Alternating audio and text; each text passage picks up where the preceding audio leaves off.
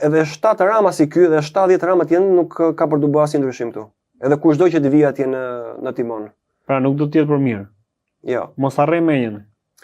Tani ky bëri një intervistë fundi tani, pas ka një podcast ky. Po, ka një podcast. Unë se dia, unë me këtë emisionin që ma dërguan bilet se dia. Se dia ti?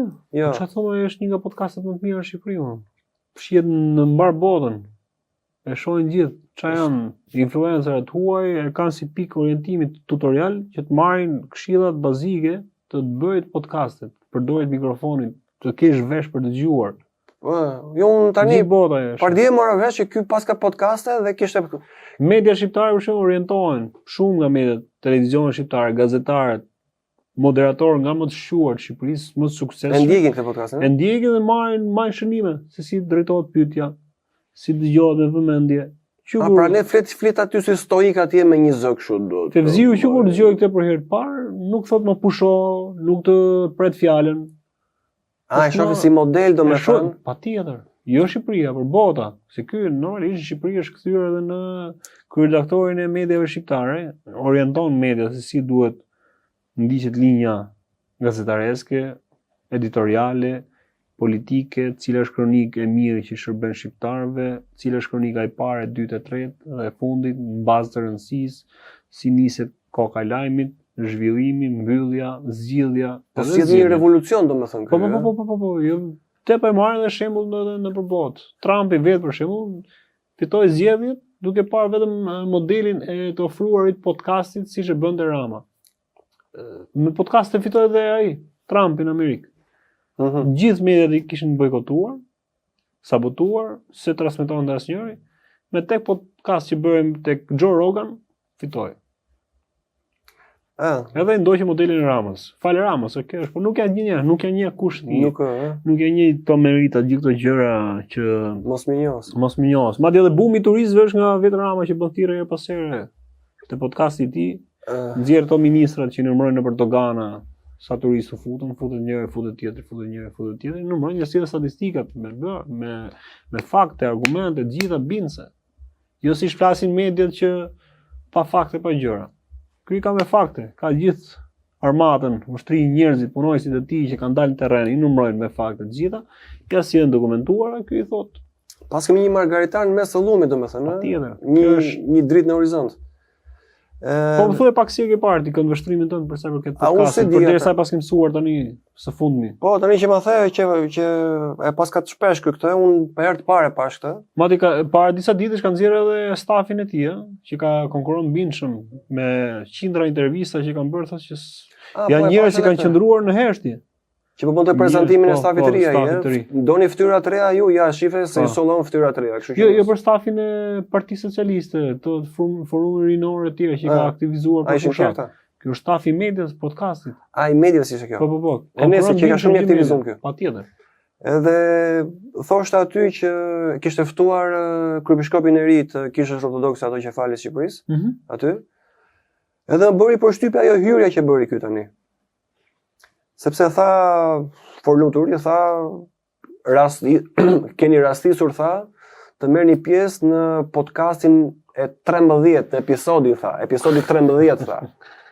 Ju bën çudi kjo puna e 13-s, tha, numri 13. Atë po shikoj herë kështu në, pse po fiksoj ti me të 13? Po me video, e ke me video ti, e ke shkuar kam dhënë video që t'ja tregoj? Po. Ne ta dëgjojmë pastaj na shpjegoje që të jemi edhe më konkrete tek njerëzit. 13, qelloi 13. Duhet jemi të kënaqur apo do të jemi të shqetësuar me 13-ën? Po, në fakt, hebrejt kanë një qasje pak ndryshe ose kanë një qasje shumë të fokusuar tek numrat, edhe që nga kabala e merada ata bile ka korrente në fenë hebraike që besojnë se tek numrat ka shumë shpjegime dhe për atë që na ndodhi, për atë që do na ndodhi. Më thuaj pak. E shikon tani ti. Çfarë shet kjo? Çfarë lexonte kjo? 13 kabala, numrat që tregojnë parashikimin çfarë do ndodhi, çka ka ndodhur. kur bëm atë sjerimin e Po? asaj plombës që bërë me tani çpari, jo asaj me flutur, atë tjetrën me sfondin e errët atje. E më që të kisha thënë atë emision e kaluar, domethënë që këto janë simbole misticiste që kanë lidhje me kabalën. Sa po ta konfirmoj që është vërtet ashtu siç u bë ai shpjegimi atë ditë. Dhe është i lidhur me ata. Lëviz me numra. Duke që kush shfaq edhe një lloj simpatie, një lloj po sepse për ata punon. Entuziazmit që me ata punon, atyre shërben. Me ata ka lidhje ai. Edhe Trumpi që edhe ai kabalist është ai. Prandaj unë nuk mendoj se kanë konflikte këto dy me njëri tjetrin. Sado që ta paraqesë sikur janë kundërshtim. Bashkë janë kokë kom. Edhe do ato se duan njëri tjetrin, por janë të detyruar për shkak se kanë po të njëjtin qëllim apo jo? Po njëti qëllim. Qëllim, po. Po një koke, atyre të pesëve i shërben dhe këta.